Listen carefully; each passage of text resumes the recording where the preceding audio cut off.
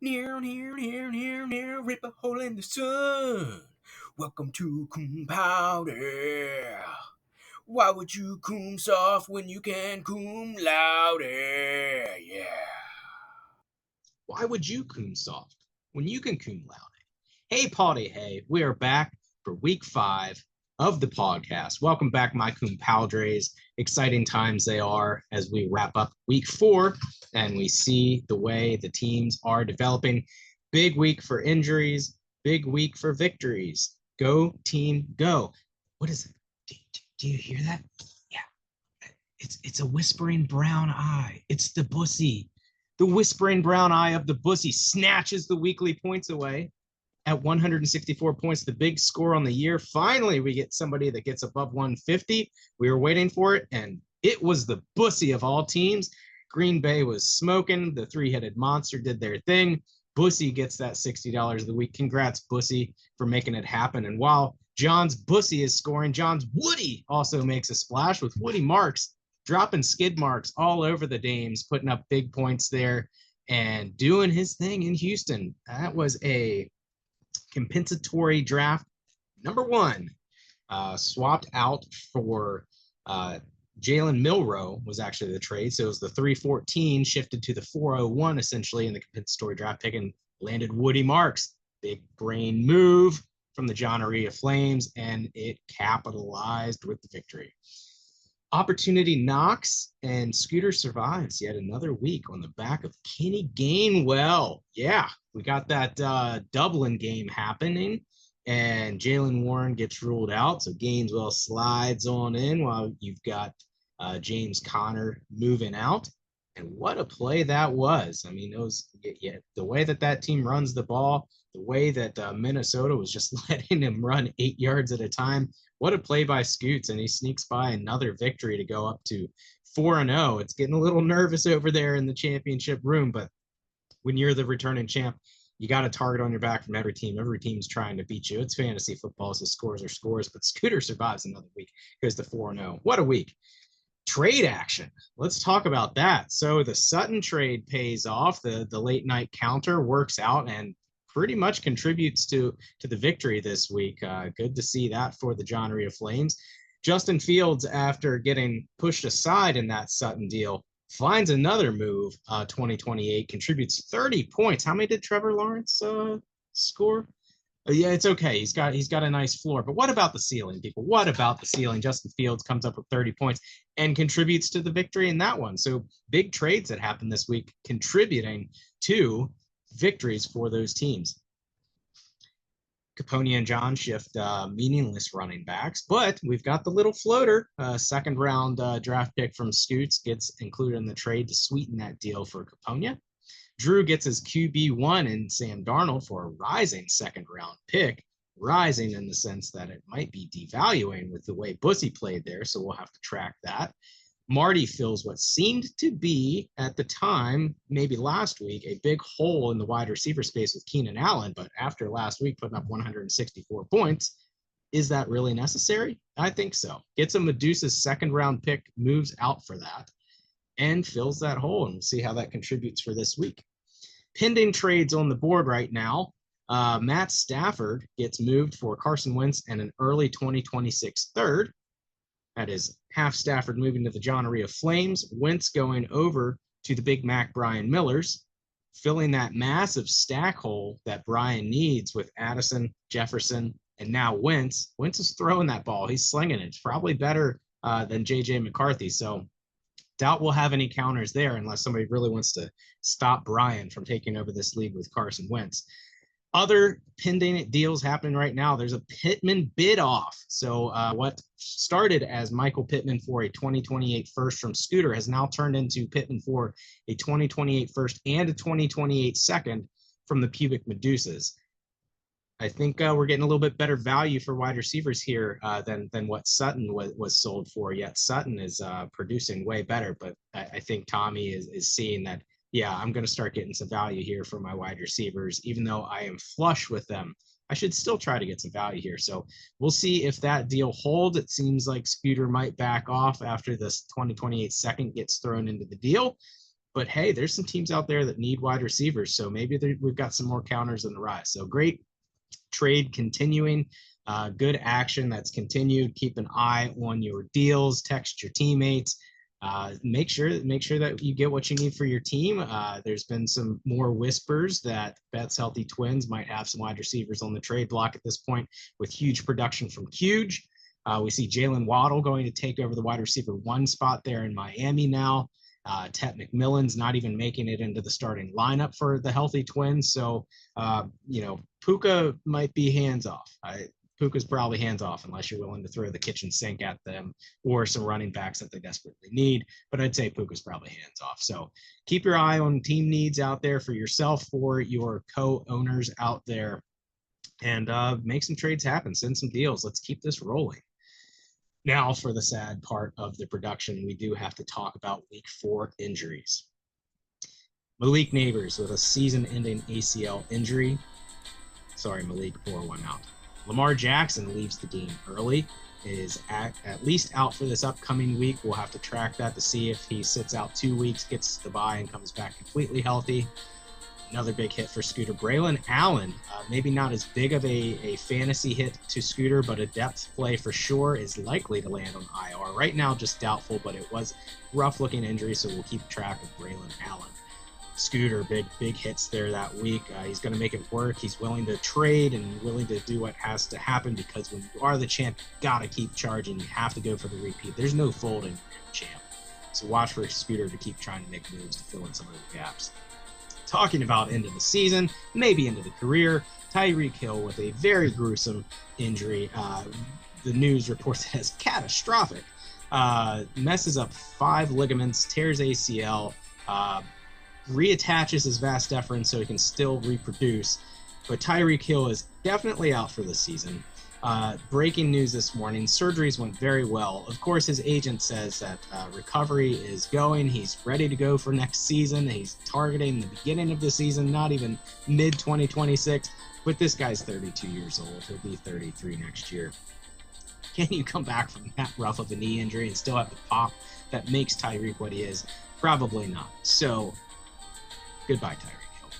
Cedric Tillman has moved to the IR. Bucky Irving, we're talking about, okay, the next couple we're keeping an eye. Nothing completely serious, but Bucky Irving, we're keeping an eye on that injury. He's a questionable mark right now. Jalen Warren gets the bye week, so likely to see him come back in week 6, but keep an eye on that status. And then Thursday Night Football is always a fun one with injuries, so Purdy and Pearsall for the 49ers, keep an eye on those. Medusas has the Purdy backup, so you got the play if you need it. And then John Wilkes-Tooth actually facing off with the Medusas this week has Pearsall, who, again, questionable, has some knee stuff going on. The Niners are constantly plagued by injuries there, so just keep an eye on those for Thursday Night Football. That ends our injury segment today. We move on to our Week 4 recap. Let's go ahead and cue that music. Scooter sneaks by that win again, 116-108 over John Wilkes-Tooth. Lamar and Malik leave early, but he's survived by James, RB1, Cook, the guy that scores touchdowns every week, and Kenny G, RB2 for this team right now. Big plays by Kenny Gainwell, could not be stopped there in Dublin. The points be tripling out there. On the other side, Mariota Machine keeps it going, does it again. Big days from Judkins, but Kyron and Jonathan Taylor, who carried this team the past week, missed the mark. Not enough to get back up to that big score they had last week. They do fall down to 1-3 now for John Wilkes-Tooth. Scooter gets the win, moves up to 4-0. Come sail over to Laporta Potties, 119-112. This was a close game, came down to Monday night. Justin Fields, just in time, gets that pickup, 30 points, contributes to the win. Bijan, of course, gets it going. Jamar Chase continues to struggle. Jake Browning is throwing the ball like crazy, but he's missing his targets. If I see Cincinnati throw it long or throw some kind of back shoulder out bullshit pass on 3rd and 2, again, just not able to hit his targets. Jake Brown just not doing what he needs. They need to make a move for a quarterback. That or they're just going to tank the rest of the season with Burrow being out. He needs Jamar to kick it in, but it was enough. It was middling from the rest. He got solid points all around, carried by Fields and Bijan. Laporta, steady production throughout, except for the flex spot. Josh Palmer couldn't do it and needed more from Jared Goff in that game. Jared only put up 16 points, 2 touchdowns, interception, 160-ish yards, but needed more from Goff. 7-point difference, close game, 2 close games, 8.7 points on those, but Cum Paude gets the victory, goes to 2-2. Laporta sits at 2-2 as well. Healthy Twins gets the win, predicted, but here on the Paude over Medusa, 127-100. McLaughlin does it again. The kickers coming through, 18 points this week for McLaughlin. Huge keeps rolling in LA. Drake May with a big week. McNichols wasn't needed this week. He made it into the lineup ahead of Rashad White, but he wasn't needed this week, so McNichols puts up less than 1 point. The big deal for the Medusas, Monty could not repeat last week. Monty had a down week for sure. Going up against a tough Cleveland defense, that could have been expected. Luther Burden can't replicate what he did the previous week, as less than 1 point. But hey, Theo Johnson gets in the end zone, so that tight end spot that we're keeping an eye on actually produced this week. Get the standards from CMC and Debo, but not enough. Didn't get what we needed out of the players mentioned earlier. But Medusa making some moves here, trying to get Michael Pittman to add in there while you have Mike Evans out of the lineup here, but takes the L, 127-100. Healthy Twins moves to 3-1. Medusa's 2-2. Tua gets a win over Tyler Warren's team, 132-78. Mahomes and Warren is all she had in that game. Big, massive game from Mahomes, and Warren is just doing really good stuff there at the tight end spot. On the other side, Josh Jacobs, massive game against Dallas, and Amon-Ra had another very large game. A.J. Brown continues to struggle there in Philly. He might be a little disappointed. He's tweeting some cryptic things out there. He struggles, but Scattaboo is cracking the lineup here, doing great things there in New York. And Buka's on the bench for this game. Interesting. We always talk about the Barnes struggles, but he's making it easier himself by getting rid of Pittman and Sutton. So Buka, you'll definitely got to see Buka making it in there. But with Mike Evans out, that was questionable. That wasn't needed this week. We won't dive into that too far. Tua got the start over Dak. That was probably, in hindsight, the right play, or it probably flipped a coin. But Dak shows that he can still play. George Pickens filling that gap with CD Lamb out. Dak's probably going to be running here the rest of the season. Or matchup after matchup. So Hawk Tua gets the win, goes to 3-1. Warren gets the loss, 1-3. John Aria Flames gets the win over the Dames, 106-95. Woody finds his buzz. Woody Marks just going nuts there for Houston. That was a play that probably happened because Jaylen Warren was ruled out. Not sure if Woody would have cracked the lineup if it wasn't for that. But man, did it help. Sutton does make a difference here. Being able to snipe Sutton in the counter trade adds 12 or 16 points. Flex play would have made that a 12-point swing, and that would have really contributed to victory. But it's fantasy football. There are a lot of factors that went into this week. Obviously, Woody Marks having a big play, and nothing from the supporting cast on the Dame side. You get the Jalen Hurts and DK Metcalf have a big game, but nobody else was really able to contribute. The Tyreek injury was massive. Tyreek was really looking good Monday night, the first half, catching everything that was thrown his way, had that spark, had that pop, but the injury definitely hurt. You never know. We'll never know if he would have scored a touchdown and could have made a difference, 11-point swing. End of the day, John Aria Flames gets the win, 106-95, takes over the Dames, 2-2 across the two teams. Big Mac gets the win over the Doge. This was touch and go for a little bit, 112-102. It was closer than expected, but George Pickens, Sunday night, hits big without CD in the lineup. ETN keeps rolling. Thank you, Doge. And JJ is a target monster. Jefferson in Dublin gets tons of targets there from Carson Wentz, 10 of 11, over 100 yards, gets good points. But something to look for on the Doge side is Kendra Miller was that second running back and got 11 carries and made the most of it. Got in the end zone, scored good points. Drake London is happy again. Kyle Pitts is happy again. Welcome back, Falcons, to the game of football. You've been playing hockey for the past couple of weeks, but you are back. Drake London and Pitts, sadly, they are on bye this week for the Doge, but it was a close game, and it was good to see Kendra Miller get involved there with the Saints and be able to contribute points. Doge goes down to 0-4. Big Mac up to 3-1. Way to go, Brian. And then the big score of the week, John's Bussy over the Pocket Pussy, 164-85. The trifecta clicked. Janty, Hampton, and Bucky combined for 83 points. When Green Bay scores points, the Bussy scores points. 40-40 tie against Dallas Sunday night, and Jordan Love connecting with Romeo Doubs. The hookup was in the lineup, and it hit big. This was the jackpot win for Bussy. 164 on the board, gets the weekly payout, gets the highest score of the year so far. The other side, the pocket Pussy, it's Josh Allen's team. That's all it is right now. DeAndre Swift does add a touchdown, but Josh Allen is the big play. You see in Sleeper, the fire sale is happening. Everybody's on the trade block at this point. We already saw Keenan Allen has left the team. Flex spots are in question to go throughout. We've had some injuries with Tyrone Tracy. So that running back area has gotten depleted a little bit more. We haven't seen the play from Pacheco that we would have expected. So Pocket Pussy is hurt right now. They're looking to deal. Get the trade offers out there. That wraps up week 4. Thank you very much. On to week 5. So first set of bye weeks. Let's see how each team gets hit by bye weeks. We've got the Falcons, the Bears, Packers, and Steelers all on bye this week. First game of the week, John Wilkes Tooth versus the Pubic Medusas. This is a money line matchup, 108-109. Currently, Darnold joins Wilkes Tooth and fills that hole. No longer going to have Mariota. Cam Ward hasn't shown fantasy relevance just yet. And Joe Burrow is obviously out. So Sam Darnold, somebody that's going to bring you that solid floor, is going to play here. Start in this week. Chris Godwin cracks the lineup while Roma Dunze is on the bye. On the other side, there's no major bye hits to the Medusas. Let's keep an eye on Purdy's health. Keep an eye on Jordan Mason at Cleveland. Tough running situation, but this is one where David Montgomery will bounce back against Cincinnati. Great matchup there for Monty.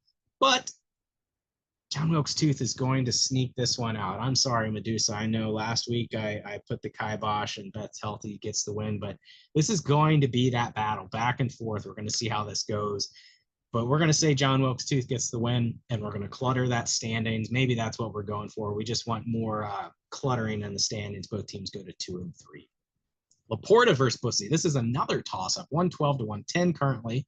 Laporta is not hurt from buys, but Palmer is still the weak spot right now in the flex.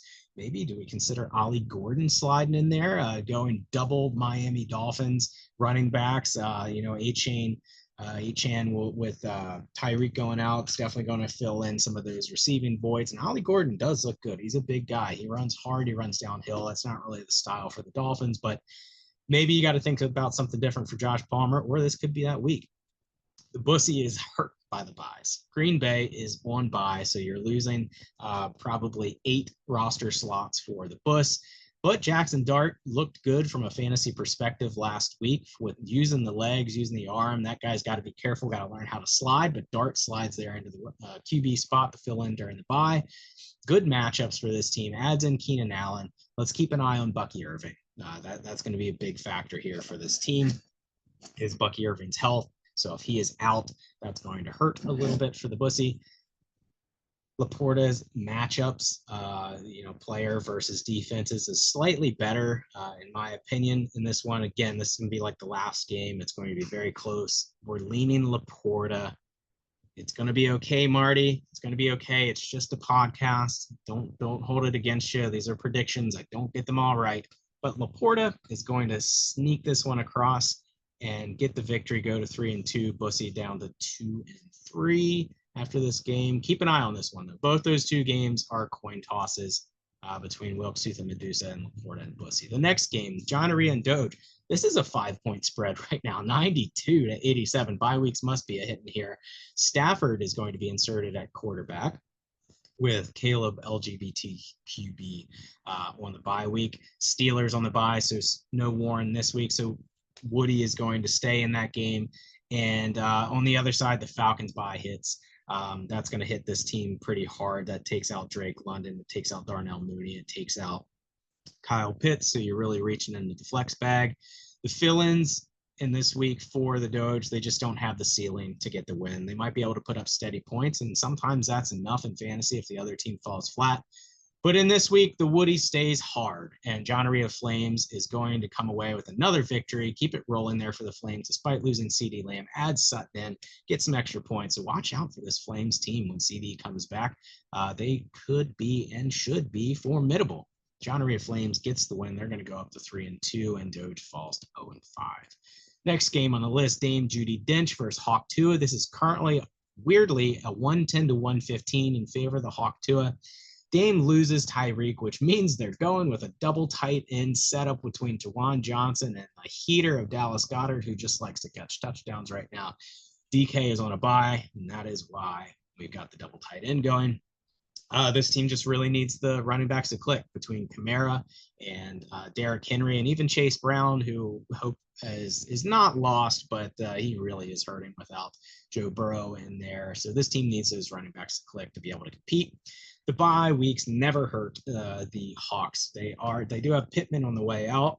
AJ Brown currently on the bench, as he probably should remain until he shows fantasy consistency. But this team has got what it needs. Josh Jacobs is on the bye. They're able to fill in with Cam Scatterbo, making it into the lineup. And so powerful as ever. Dak is taking the QB spot for this week, showed what he can do last week. 115 is just disrespectful here for the Hawks projection. Hawk puts up 150 and explodes all over Dame Judi Dench this week. Dames goes to 2-3. Hawk goes up to 4-1. Next game is the Tyler Warrens versus the Big Mac. Is 80 to 101 in favor of Big Mac. It's going to be all Mahomes and Warren, but we're going to get a little splash of J-Mo Williams there with a great matchup against Cincinnati. So we'll see about 75 points from the Warren this week. Just those three all going to combine for 75. Big Mac trading out Stafford, gets Wentz. Is he going to go with the Wentz hookup, or is he going to stick with Geno Smith? I think he goes all in on the Minnesota Vikings and throws Wentz in the lineup. And you got Wentz, Addison, Jefferson, and they're just gonna knock it out. Now, here's another interesting current shift to the lineup, and this could change out. But Mason Taylor is cracking the lineup. He's not seeing what he wants to see from David Njoku, and Mason Taylor for the Jets makes it in. We'll see if that sticks. Keep an eye on that one. Joe Q is likely going to get a rookie quarterback this week. There's talks that Joe Flacco will be benched for Dylan Gabriel. And then when Dylan Gabriel gets concussed, Shedeur Sanders enters the fold and Joe Q starts to eat. Keep an eye on that one. Not going to be a big consideration because Big Mac does get this win this week. Big Mac goes up to 4-1. Let's go, Brian. Next game on the list, Pocket Pussies versus the Cum Sales. 82 to 110 in favor of the Cums. Pocket Pussies again needs Josh Allen to carry the team. He's going with a double Kansas City running back attack between Isaiah Pacheco and Kareem Hunt. Keep an eye on scary Terry McLaurin's health. You got to think that if McLaurin is healthy, he makes it into the lineup. That will increase these projections maybe by 8 or 9 points. On the other side, Justin Fields to keep it rolling against a tough, not so tough Dallas defense. Good matchup there for Justin Fields to keep that going. Although CJ Stroud got it together and had a good week last week. They're playing against Baltimore, whose defense doesn't seem to be doing anything either, but CJ Stroud is projected low in the 15s versus Fields up in low 20s. We've got Chubb and Dobbins leading charge from the running backs perspective on this matchup because Bijan is on a bye, but Xavier Worthy makes it back, showed that he is important for the Kansas City Chiefs, and he gets up into the Cum Sales lineup this week. The Cum Sale gets a win, much needed back-to-back W's for this team that is reeling off of Jamar Chase really getting his stock hurt this year, but they get a much needed win to go back-to-back W's. Cum Sale is going to move up to 3-2. Pocket Pussy down to 1-4. I think so. I don't know. Last game of the week. Let's call it the game of the week. Even though we've got two money line pretty much matchups here, this one we could consider a money line. I think it's spread right now at about 5 to 6 points, 100 to 106. Scooter versus Beth's Healthy Twins. No Lamar for Scooter, but Baker to the rescue. That is a wonderful backup to have. Keon Coleman is now a requirement. Flexual frustration is now flexual realization. Coleman makes it in there with Malik Neighbors going down, and we're adding in Turpentine. Cavante Turpin for the Dallas Cowgirls is going to crack the lineup here for the returning champs, the Scooter McGavins. We'll see how that contributes. Maybe good for a kick or punt return for a touchdown, but he's shifty, he's crafty, he's good for a little bit of a floor. On the other side, the running backs stay the same. We're going with, well, we'll see if McNichols cracks the line, but I think we're going to go Rashad White and Charbonnet. Tet is currently benched in favor of who is now wide receiver 1, Jalen Waddle. there in Miami. That's a play right there. But as mentioned earlier in the program, some players are up for trade bait right now. If Beth's Healthy Twins gets the action that he wants, it'd be great to see if he could add a different running back to this team. But the wide receivers are doing the work, and he's 3-1 right now. So we don't want to knock what's working right now, but keep an eye on the trades. Mark Andrews looked to feast with a backup quarterback. He's only projected for 6 points right now, but got the backup quarterback. Normally they like to favor a tight end. So see Mark Andrews exceed that level, and we're going to see the unthinkable. Scooter's going to take the first loss of the season, and there's no shame in that, Scooter. You've been just kind of absolutely decimated in the team that you have right now. You've got a good core, but no Lamar, no Malik, no James Conner. You're going to be relying on Saquon and James Cook, which, God, those are two guys that I'd love to be able to rely on as well. But Beth's Healthy Twins is going to come out with the victory, go to 4-1. We're going to have a couple teams at 4-1 at the end of this week. No longer a clear-cut winner, but we might have to take that L, dust ourselves off, and get ready for week 6. That is week 5 predictions. Thank you all, as usual, for joining the program today. Like and or subscribe. No or and. Do it both. Most of you are subscribers. We appreciate that here at the podcast. We will continue doing this, getting them out when we can, when we have availability. It is a pleasure doing business with you. Say goodnight, Fermi. Good night, Fermi. Thank you for listening to the official podcast of the Public Honors College Fantasy Football League. Cum quickly, cum often, and cum loud.